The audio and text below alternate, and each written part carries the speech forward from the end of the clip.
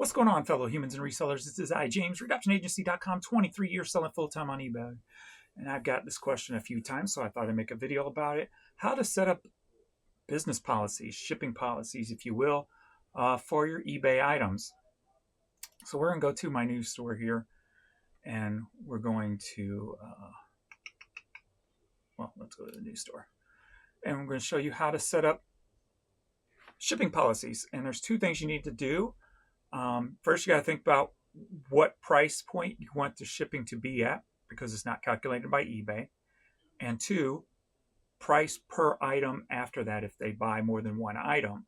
So we're going to go over both of those.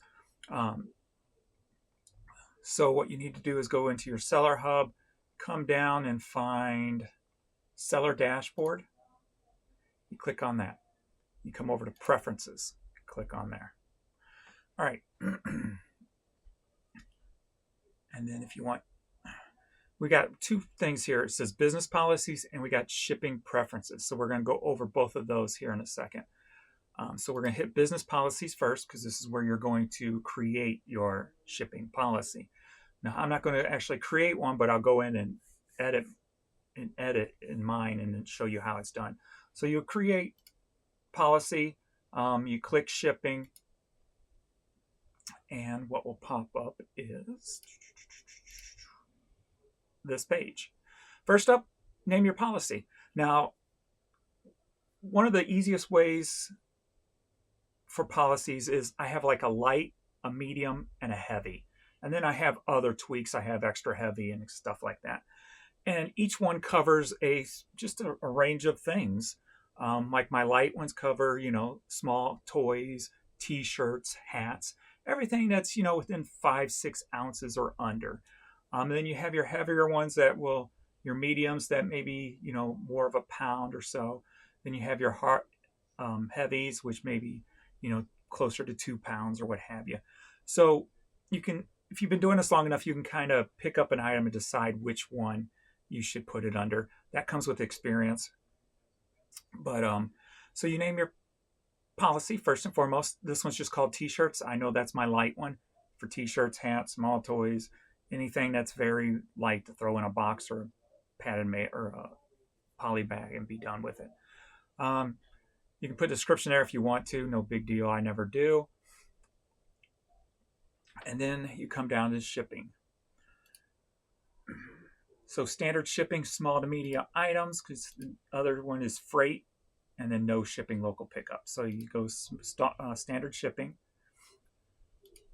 flat rate to all buyers. And then here is where you will set up your services. So you'll hit service, and you can come down, and if you use USPS ground, you click on that option, type in the dollar amount you want, which is $5.99 for me, and then you can put in 0 or your additional cost per item here. But this one's more based on this listing, like if you had 10 of the same listing.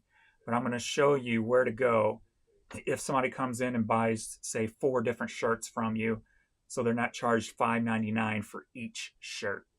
So here you put in your additional, and whatever you put here, keep in mind you want to use in the other place too.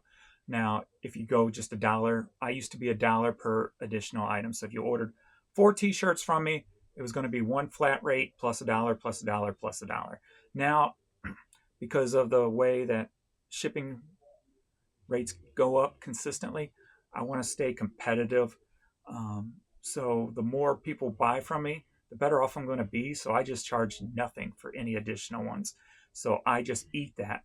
But the whole point is for somebody to come in and buy 4 items. If somebody comes in and buys 4 items from me and I have to eat an extra $2, whoop-de-doo, right? No big deal. They just bought 4 items from me instead of 1.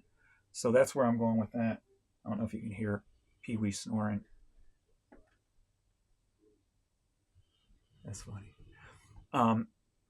You can also do more than one. So say you want a ground service, you want a priority service, you want a UPS service, you want a FedEx service, you hit additional services, and you can click any of those you want.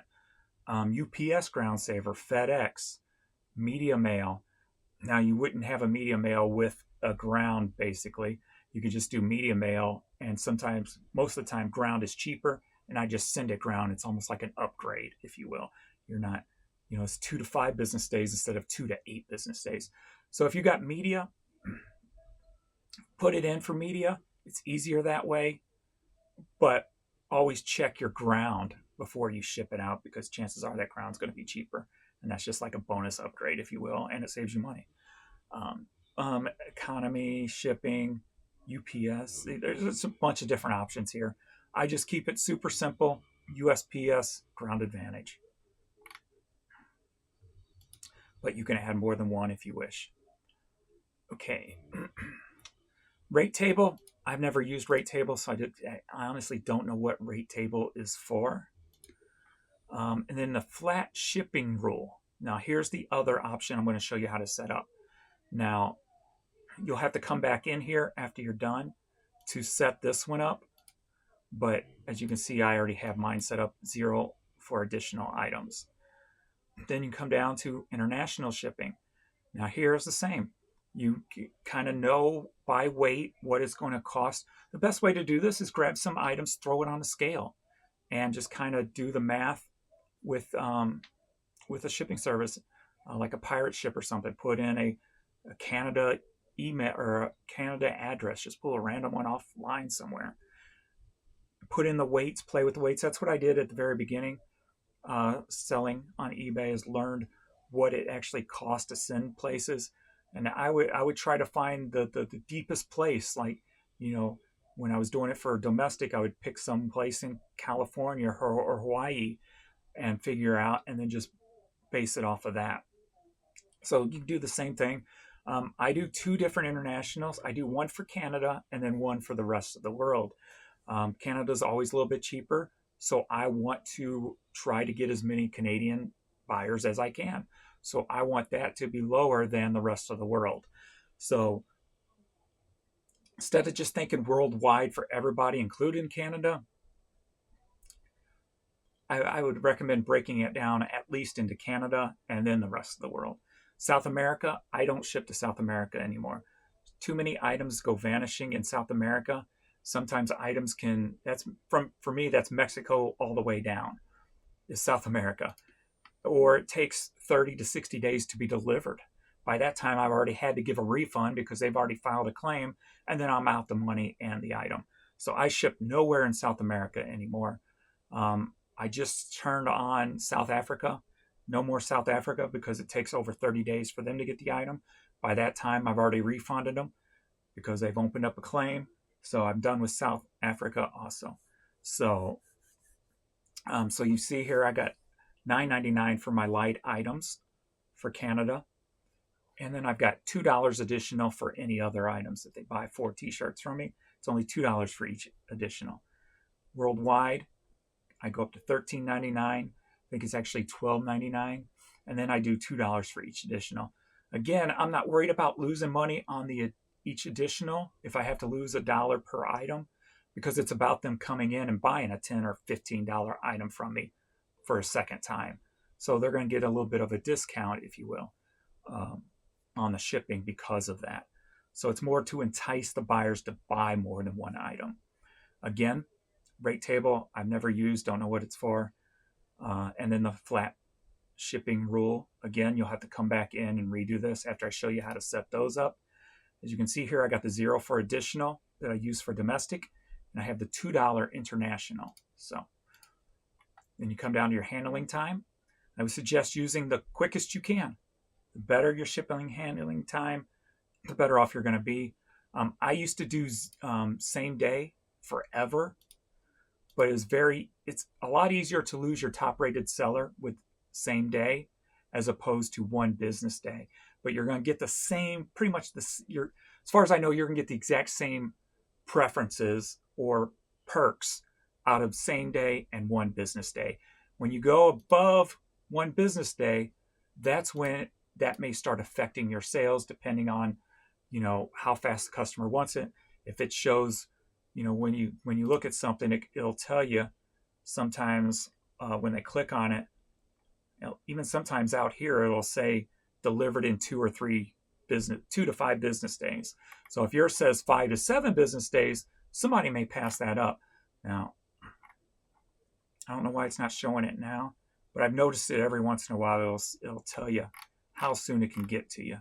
And maybe it does it on the item page too now. It's one of those things that like come and goes. But then you got the estimated shipping or delivery date too. So if yours starts getting set back, somebody may pass your item up. So I would highly suggest using at least 1 business day. If you have access to a post office consistently. Obviously, if your post office is 20 miles away, I understand more than 1 business day because you don't want to be going to the post office every single day. And then your excluded locations. For me, like I said, South America, Russia, and South Africa are the places that I have blocked personally. And then you hit save. So after you got that set up, you come over to shipping preferences. Now, on shipping preferences, this is where you turn on your allowed combined payments and shipping right here. And then you got flat shipping rule. So you want to go to that one. So you'll hit create. I'm editing, obviously. Then you come down and you make your flat shipping rules. Okay, so here's mine for the 0. I just typed in 0.00 and hit save. And just click the free shipping button. So it's free shipping for any additional item. This is only additional items. This has nothing to do with your first item. So don't be scared if you click free shipping, it's not going to make that first item free. It's each additional item. And then below that, I set up a second one for $2, and I named that international so I know which one it's going to be. And if you got bigger things, you can add more than one. Like on my heavy things, if I wanted to add, I want $5 for each additional on my heavies. Then I would add profile, hit $5. I would name it $5 or heavies so I know which one it is, hit save, etc., etc. And then you go back in. After you do that, just kind of back up. It'll let you back out of there. Come back into your policies. You've already got it set up, so you'll go in and hit edit, just like I did. Come down, and then do the drop down for your domestic. Then come down and do the drop down flat shipping rule for your international, and then hit save. And it's as simple as that. So yeah, pretty simple there. Like I said, I got them for t-shirts. That's my light items. Jackets are my medium items. That's jackets, dresses, heavy dresses, hoodies, things of that weight nature. Then I have my books for media over here, because I do books on this store. Odds is my heavy one. Odds is the one that if it's $15 to ship for a big item, and I got international turned off on it, because I don't want those items to go internationally. It's probably going to cost $50 to send them. So again, I have $14.99, and here I got the $7.50 for each additional. I haven't set up a flat shipping rate table for this one yet, because I don't really have that many big items in there, in the store anyway, and people usually don't come in and buy more than one, stereo receiver or something, you know what I mean?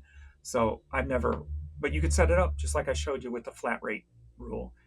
If you deal with a lot of heavy items, and then you come down to international and you just don't set anything up for international.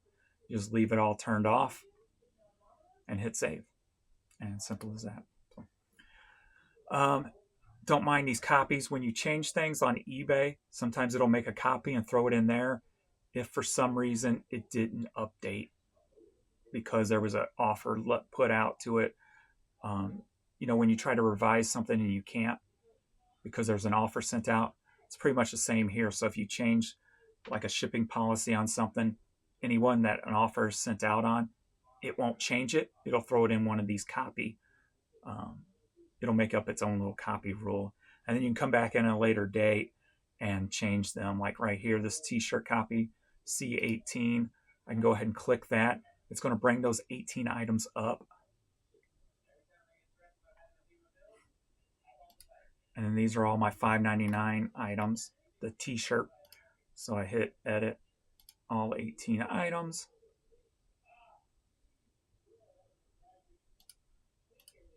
And go ahead and change that shipping policy to my t-shirt one to get it out of that copycat and back into an original.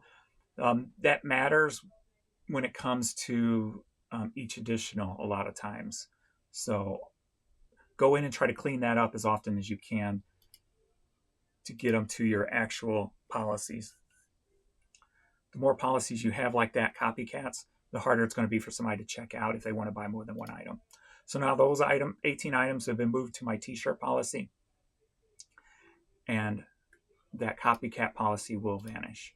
So that's pretty much it. Pretty simple. So that's how you take care and do all that. So if that wasn't very thorough, ask your questions below. I know sometimes I can miss something or go too fast and not explain myself very well. So if you have questions, please leave them below. Hit like on that video. Subscribe to the channel if you're not. And I will see you all in the next video. Later.